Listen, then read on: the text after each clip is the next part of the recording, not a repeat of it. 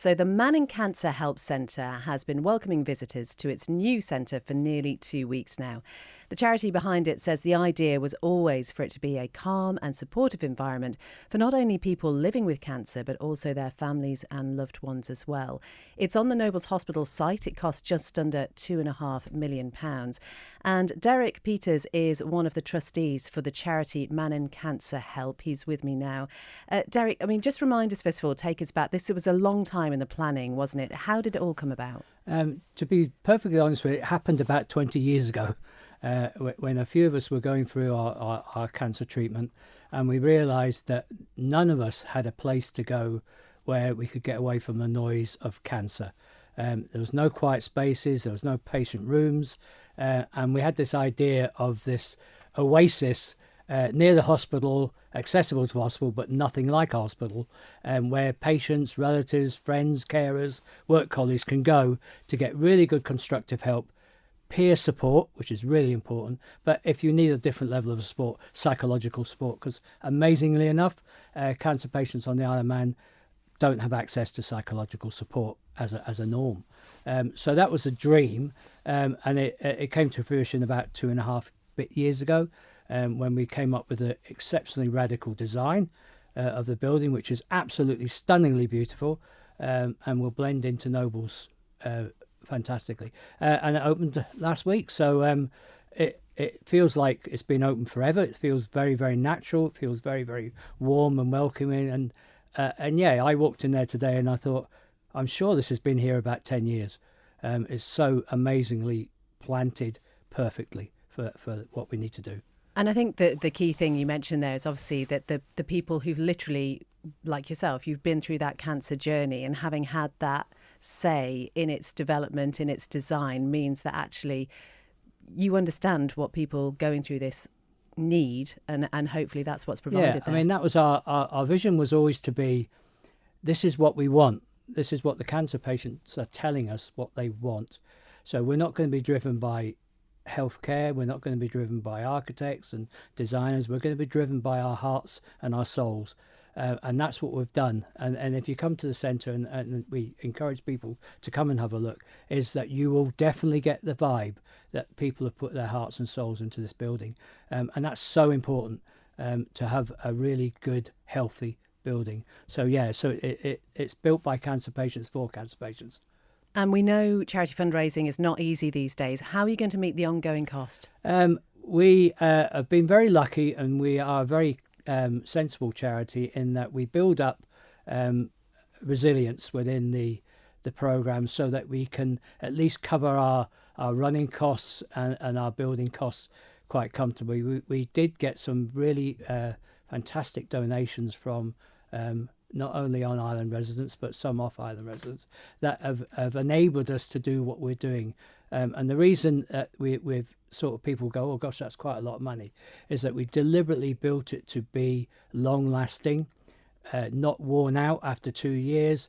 It's not cheap furnishings, it's really good quality furnishings. And that makes a difference to how you feel when you walk into the building. So fundraising still is important. We've got running costs to do, so we will be doing events around that, but we have a little bit of a resilience there to ensure that what we deliver is what we said we'll do. And you mentioned some of the services available there, the psychological side of things, etc. How do people access those? Who's eligible? Anyone with cancer, anyone with a related cancer, a relative or someone can access. We have Macmillan in there.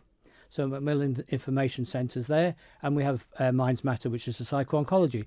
And in between, we have our own team who are trained counsellors. So I'll give you a great example today. I met a couple in there today, and this person had just come out of psycho-oncology for some counselling with Minds Matters. They went into the kitchen as a couple for some quiet time, made a cup of tea, sat in the library space, got their thoughts, walked along the corridor, picked up a booklet about how to keep fit during cancer treatment from Macmillan, and round the corner were patient transfers sitting in the Macmillan Centre. So this person managed to get her counselling sorted, her mind in the right place with her partner, in the space with a cup of tea, walk round the corner, get a booklet of information on keeping fit, and sort out next week's flights, all in one hit without emailing, phoning, trying to get to all these different venues. We've also got a physiotherapist in there. The Manx Breast physiotherapist is in there.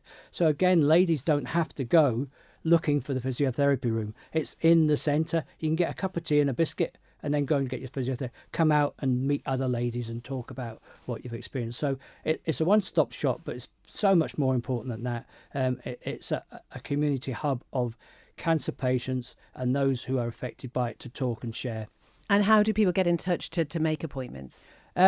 They get in touch through Minds Matters anyway, through the normal channels. But the main thing is you just walk through the front door. And that's a big step for a lot of people, to walk through the front door of the centre. It's exceptionally welcoming. We have a waterfall in the front entrance. So come in and then just talk to Karen and Louise, who are our centre coordinators, and they'll point you in the right direction. And if you don't know where you're going, they will sit down, have a cup of tea with you and chat through anything that you need, and we'll facilitate as best we can. So yeah, it's a one-stop shop for everything. And it's really conveniently placed. I mean, it is right next to the Nobles Hospital site. I'm sure some people have walked past it this week and not even actually really noticed it. And I can see just from the enthusiasm that you have for this, Derek, just what it means to you to have got to this point. Yeah, it's quite emotional, to be honest with you.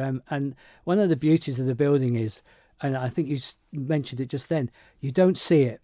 So one of the things that when you're going through cancer treatment and that is you get stark buildings, square buildings with faceless corridors, and sometimes you don't want to walk past them because there's a little bit of a but this building you could walk past and wouldn't know it's there. But the beauty of the design is that you look into the building and you can see straight out to the garden and straight out to the car park. So if you have a fear of going in there or you're a bit hesitant, you can see a way out. There's an escape route everywhere you can go.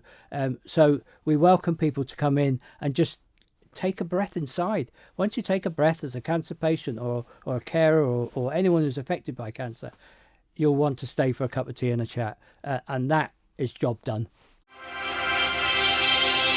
Thank you for making it to the end of the Manx Radio newscast. You are obviously someone with exquisite taste. May I politely suggest you might want to subscribe to this and a wide range of Manx Radio podcasts at your favourite podcast provider, so our best bits will magically appear on your smartphone. Thank you.